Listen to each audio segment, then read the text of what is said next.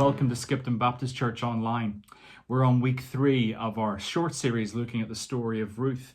And as a bit of a recap on the first chapter, we are introduced to a Bethlehem lady called Naomi, who is married to a man called Elimelech. They have 2 sons, and they live in the land of Moab.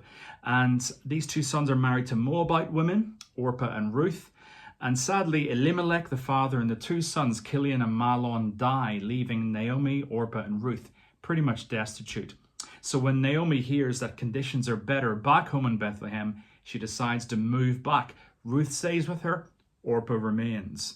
And they arrive, Ruth and Naomi, in Bethlehem, and Ruth goes straight ahead to glean barley from the harvest at the edges of the fields, a provision that's been set down in the law for those who are destitute.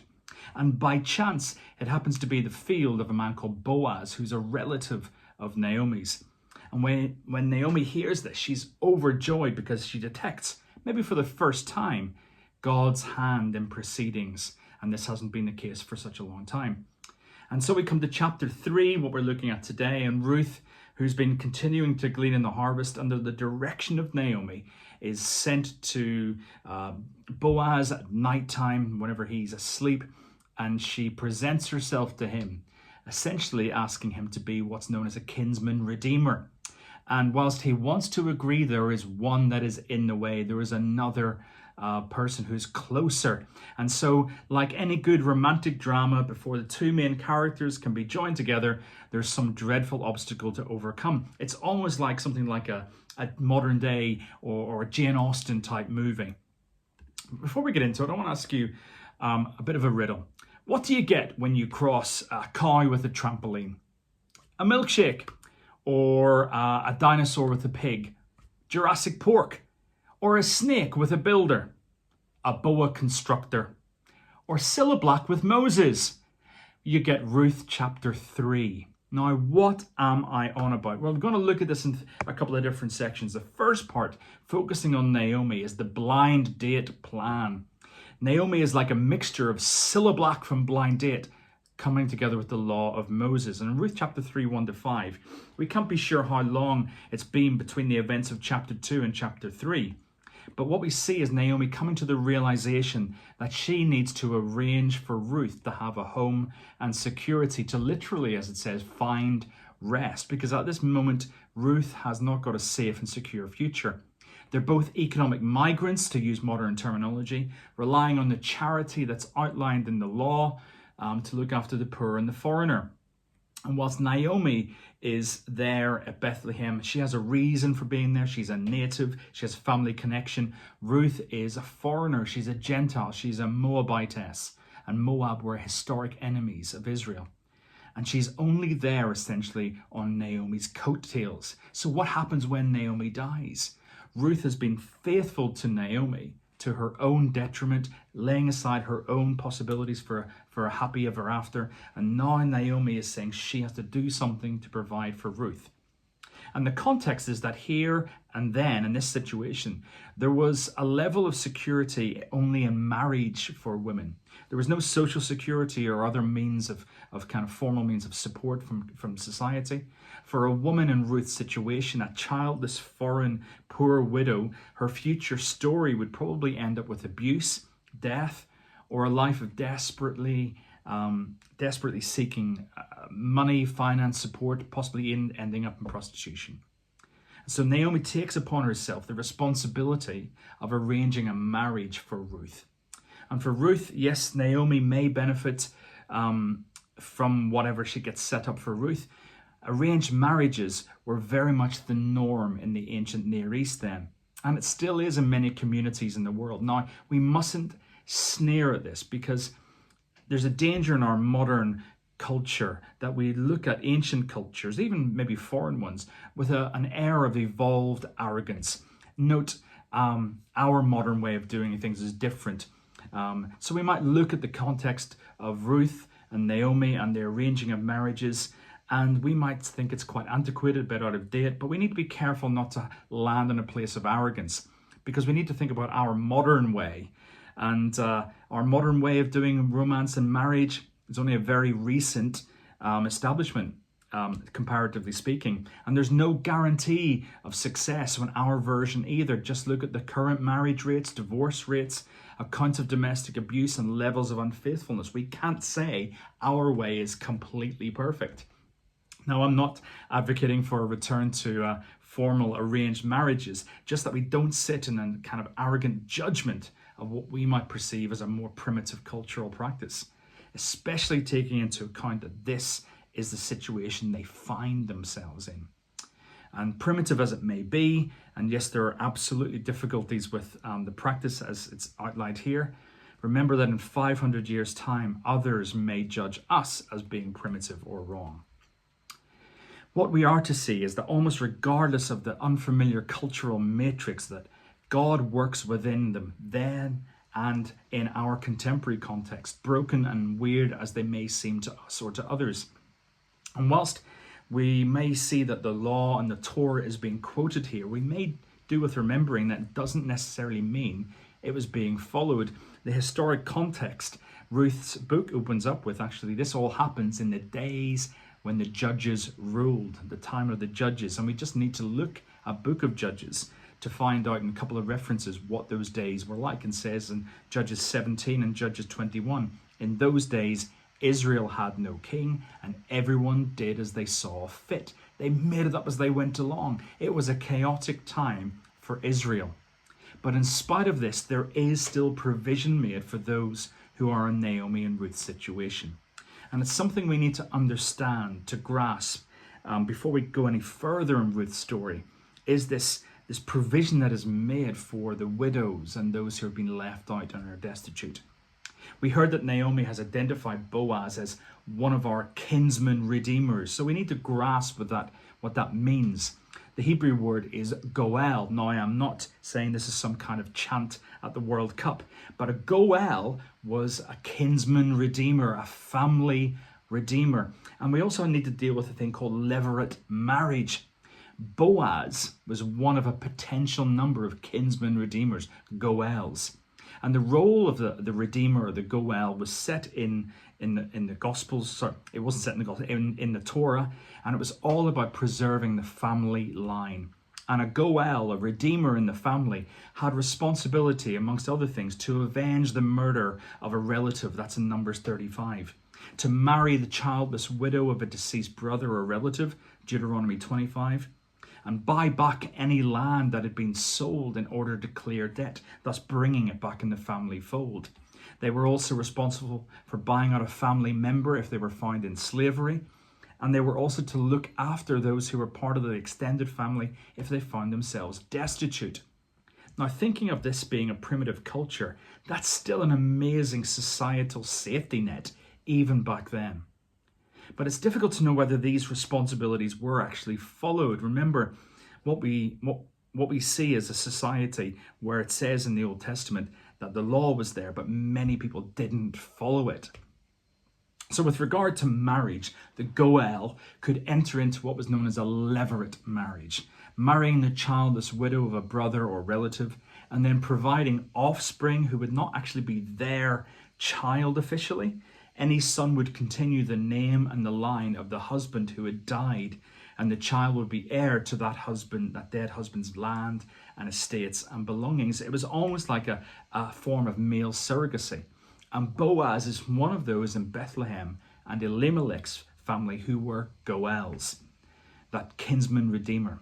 But to be a goel, it wasn't just anyone with a nice kind of disposition. There were three conditions of what you had to be. First of all, you had to be a blood relative of the person who had died. It was really key that you were part of that family. The second one is that you had to be able to carry out the role, to have the ability, the means, the capacity to redeem, to buy back. And the third is they had to be willing to fulfill the role. It wasn't necessarily an automatic obligation. There was a choice involved. And as we'll see hopefully later, these three conditions for being a family redeemer were incredibly important and significant. So Naomi has identified Boaz as a goel, a redeemer who could be someone to provide Ruth with security. He's already demonstrated, as we see in chapter 2, that he was generous and protective and even showed an interest in Ruth. But he's not come forward to claim that role. So this is where Naomi combines the role of Cilla Black and Moses scholar to set up a blind date. Well, it's blind as far as Boaz is concerned. And maybe for Ruth too, as she has to have this all explained to her as a foreigner.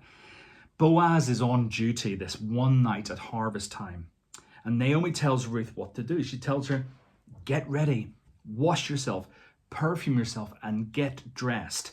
Now, in our NIV version, it says to kind of put on your best clothes. It's not actually the best way of looking at it, because as a foreign economic migrant having to glean the scraps of the fields, I doubt she had a little Dolce & Gabbana number tucked away somewhere.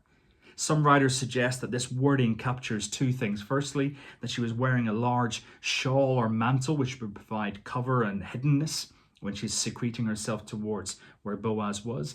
But another version is that she's changing her clothes from those of mourning to those of being a normal girl.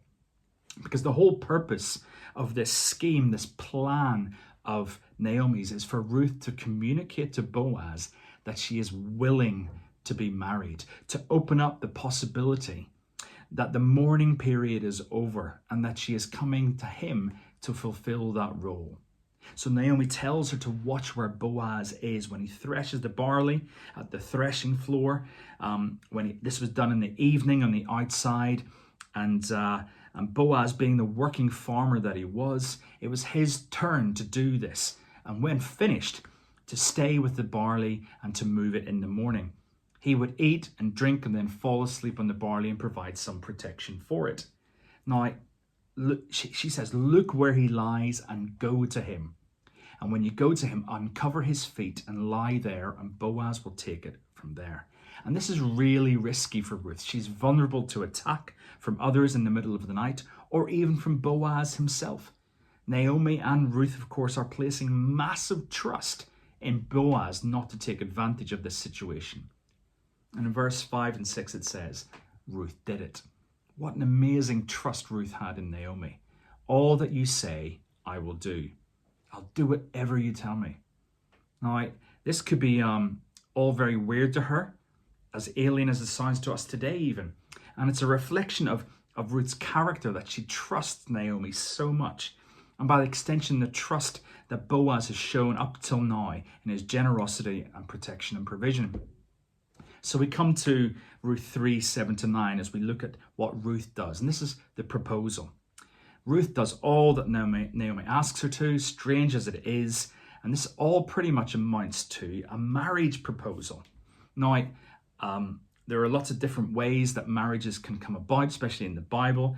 There are lots of weird and wonderful ways. But when we think about marriage proposals today, I'm sure you can remember maybe when you were proposed to, or whenever you proposed to someone, or heard some extravagant ways that people choose.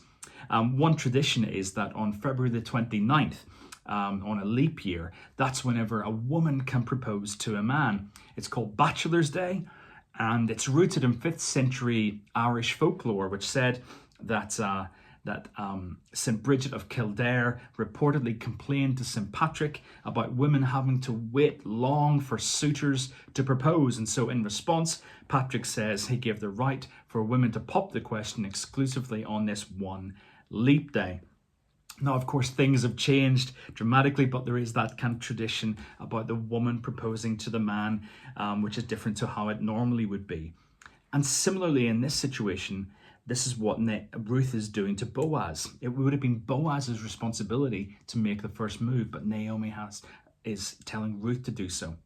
So Boaz has finished his feasting. He's in good spirits. And now, I don't think this is actually that he's blind drunk. I think it's more what we would describe as merry. He crashes out, exhausted, but fed and watered. And Ruth creeps up and covers his feet and lies down. Now, we need to be careful here, because actually this phrase, to lie down at someone's feet, it's a Hebrew euphemism, or it has been used to suggest that what actually was saying is that she was exposing the lower parts of Boaz's body. Enough said. Some commentators suggest this is a highly sexualized seduction technique by Ruth, while others maybe suggest this interpretation may reveal more about what's going on in those interpreters' minds. For my take, It's not definitive either way. And indeed, the Bible is not shy in other places to highlight the bedroom antics of those who we consider heroes, David, Solomon, Samson, for example. But it's not in keeping with the character of either Boaz or Ruth, or indeed the context of what's happening here and the whole story. This is a highly intimate and vulnerable moment for both Ruth and Boaz. They may never have been on their own before. This is a leap year 29th of February proposal. Boaz awakes after some time of Ruth lying at his feet, and he finds a woman there and he says, "Who are you?" Remember, it's the middle of the night, it's very dark, he's very sleepy, and he's pretty confused as to what's going on. Ruth's response is, "I am your servant, Ruth." Now, this reflects her humility, but the Hebrew reveals potentially more. In chapter 2 and verse 13, Ruth also refers to herself as Boaz's servant, but the word is shipna, and that is kind of the real lowest of the low, menial woman servant of the culture. But here she says, "I am your amah," which still means servant, but carries more akin to "I am your maid," "I am your girl." It's an indication that she's available for marriage. And this is confirmed when she asks him something which it seems Naomi hasn't prompted her to spread your garment over me, for you are my Redeemer. This garment she had possibly even lifted up, she says, "Cover me with it." And there are biblical and ancient Near East and even modern Middle Eastern practices which include that covering over of a betrothed with a man's garment. It's a symbol of protection, of coming into the household of the man. It's highly emotive in marriages. There are even references in the Psalms with prayers to God to cover us with his covering, with his protection. And what Ruth is doing here is bold, it's risky, and it's not the norm.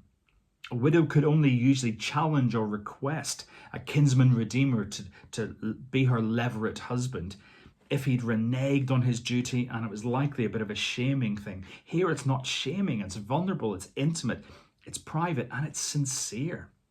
Put simply, Ruth is saying, you are a kinsman redeemer. You are a goel. In other words, please save me. Please redeem me. And there are clear layers of beautiful, genuine, and non-soppy romance about this, but actually, it's just a cry to be saved. And so we come to the response from Boaz in Ruth 3:10-15. To this response, this proposal, Boaz is utterly blown away. And his immediate response to her is to bless her in God's name. Now, I'm not too sure many marriage proposals have quite the same theological nature response, apart from those who might exclaim, "Thank the Lord you took your time, didn't you?" But here is again another hint at the awareness of Boaz and maybe others of the hand and provision of God, even in the lives of these obscure, ordinary people. Boaz says, "You've shown even greater kindness than the first, not going after the young men, or whether they're rich or poor. This kindness is greater than your previous one." And Boaz is referring to Ruth sticking with Naomi, giving up her own potential future to care for her mother-in-law, and even to go to a foreign land amongst whom people who would view her at least with suspicion, if not even worse. That was remarkably kind. And now, when Ruth could go after any of the other younger men, regardless of what they could offer, she chooses Boaz.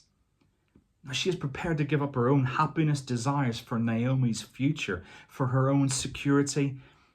And Boaz is blown away by this. Throughout the whole of the story of Ruth, you kind of feel you could be reading or watching something akin to a Jane Austen novel, couldn't you? And actually, you'd be right. I have one paper that I read in preparation for this, which highlights at least 10 major overlaps between the story of Ruth and the novel of Sense and Sensibility.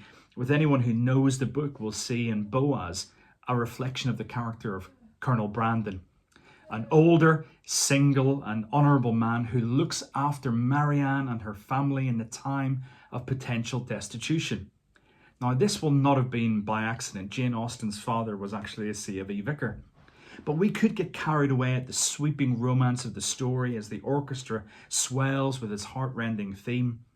The simple story, or the simple reading of this, is of two poor women in desperate need, in difficult land and situation, proving themselves worthy or noble, and a kind hero figure of Boaz rides in and a knight in shining armour saves the day. Cue feminists up in arms, and rightly so. I'd be one of them, because that's such a one-sided sense of what this story is about. Because we may not see or appreciate is that much of this story is about the redemption of Ruth and Naomi. It's also a story of Boaz being saved too. He experiences a redemption.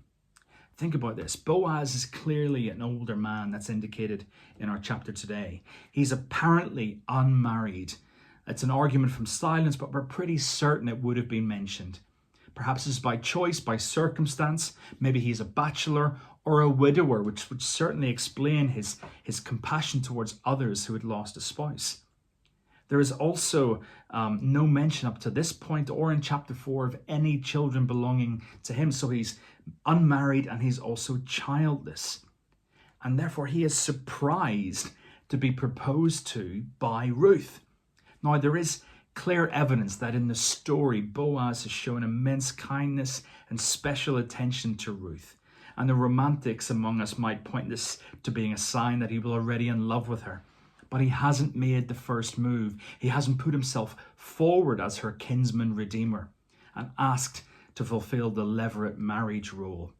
And I think one reason is that he is incredibly faithful to God and aware of the law. Remember, in an age when everyone was doing whatever they wanted. And so he is aware that there is one who is closer, who has first responsibility, first refusal, so to speak, to fulfill this role for Ruth and Naomi. Perhaps he may think even that the other man would be a better choice, like the young men that Ruth could have opted for. In fact, the word young men actually literally means choice ones. You see, I wonder whether, from what I read here, whether Boaz has essentially written himself off, ruled himself out, come to terms with that this is his lot, and that's about all for him.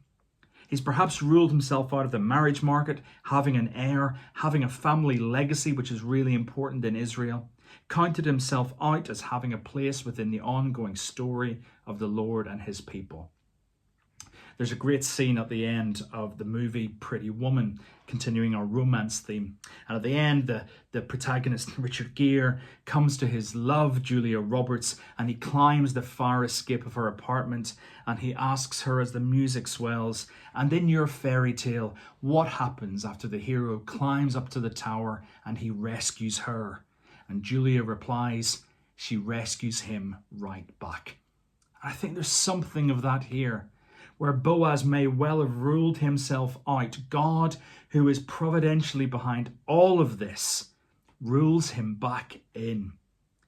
Boaz goes on to protect Ruth from the dark and from the scandal. I think it's clear from the narrative that these characters, Ruth and Boaz, from their characters themselves, and also from scripture and also from the culture of the day, that Boaz does not take advantage of Ruth. He's protecting her reputation, and he's protecting his. He's protecting her ability to access levirate marriage, even if it wasn't to him.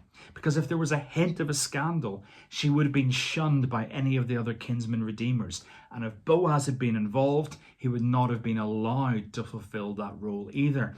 The whole encounter is completely innocent, whilst at the same time being highly charged in its intimacy, its risk, and its vulnerability. He protects Ruth, her reputation, and he protects the plan. And he gives 6 measures of barley to Ruth, not only to provide her with a cover story if she's seen out and about, but also conveys a powerful message to Naomi. It's like a sort of dowry payment, even though one was not needed. But it's a message to Naomi to say that she is included in this too. His garment covers her also. In verses 16 and 18, Ruth returns to Naomi, which our Bibles read as Naomi asking, "How did it go?" When actually the literal phrase is, "Who are you, my daughter?" which is a Hebrew idiom for, "How was it?" But actually it does convey a bigger meaning. Naomi's saying, who are you now, my daughter? Are you Mahlon's widow, or are you Boaz's intended? Are you living with the identity of the past, or do you live with a step in the future? And what a question to kind of hang there. A question in relation to us and God as well. Are we unredeemed and living in the past, or are we stepping into a new future, a new life, and maybe even a new identity? Because there's so much more than a mere romance story going on here. Much as I love the fact that even in Scripture, it has across the whole library of the Bible, we have the whole gamut of human experience, and human romantic love, for want of a better word, is also included. This is a story, a lovely love story of ordinary unknown people through the providence of God overcoming hurdle and obstacle and individual histories to a new future. But I also think it's something about God's romance. It is also part of the whole Scripture unveiling of God's character, God's person, showing us who he is. A gradual revelation of his character, his person, what he desperately wants for each and every one of us. And this gradual revealing of God is what I imagine is this gradual process. It's like a simple sketch, then being shaded in with more detail, then perhaps with a bit of color added. Then it evolves into a photograph, and then a video when the real person steps off the page. And that real person, that real image of what is being revealed of God, ultimately is seen in Jesus, of course. And so the story of Ruth plays its part, and quite a significant one. And we'll hear more about this next week from Catherine in the paving the way for who Jesus is. But in the three main parts of the story that we've looked at, in the blind date plan, in the proposal, and in the response, I think we can hear something of the heart of God through Jesus. In the plan of redemption and the Goel, the kinsman redeemer. From the outline of the provisions in Deuteronomy and Leviticus for the practice of redemption for those who couldn't help themselves, we see the Goel, the kinsman redeemer, ultimately pointing to Jesus, the ultimate redeemer. A kinsman redeemer had to be a blood relative. Jesus is a blood relative of us. He is one of us whilst being God. John 1:14 says, the Word became flesh and dwelt among us. He is one of us. A Goel, a kinsman redeemer, had to be able to redeem, have the capacity to. In 1 Peter 1:18 it says, you are not redeemed by perishable things, but with the blood of the Lamb, the spotless Lamb, the blood of Christ. He is able to redeem us, the pure, perfect, spotless Lamb. That is Jesus. He is able to redeem. And a Goel, or a kinsman redeemer, had to be willing to redeem us. And in Hebrews 9:12 it says, but through his own blood he entered the holy place once for all, having obtained eternal redemption. Through his own blood, Jesus chose to do this for us. Jesus was and is ready, willing, and able to redeem and save us. And I wonder, is that something you maybe need to hear today? A story of redemption, a story of the offer of freedom and of saving. But Jesus doesn't force us to respond to him. Boaz didn't force his desire or wish onto Ruth and Naomi. He demonstrated his character, his care, his compassion to exceeding and unmerited levels of kindness. But Ruth needed to come to Boaz, to humbly lie at his feet and to ask, will you save me? Jesus has left it to us to respond to his offer, to what he has done. He won't pressure, he won't force, he will simply knock and invite. Revelation 3, I stand at the door and knock. If anyone hears and opens, I will come in and be with that person. Like Ruth, we need to ask Jesus to save us. And in response to Ruth, Boaz says, I will do it. To response to us, Jesus says, it is done. In John 19:30, it is finished, it's done. Redemption is available if we want it. That new tomorrow is available. And the message is for all of us. But one thing I really felt compelled to share about and emphasize was this sense that Boaz had ruled himself out, but God rules him back in. I felt that there may be some who may be listening to this message, one, two, a few or more, who have done exactly the same thing. You may have written yourself off, ruled yourself out, even if you are a follower of Jesus. You're considering yourself too old, not good enough, especially compared to others. Others may be better, may be more appropriate. I've had my chance. God couldn't use me. I've got nothing to add. And we rule ourselves out. And whilst the story is not a promise or guarantee for life wish fulfillment, a happy ending for all, I believe God's word for us and for you today is this. Regardless of what you may consider about yourself, even if you have ruled yourself out, God rules you in. So as we draw chapter 3 to a close, the story is not all done and dusted.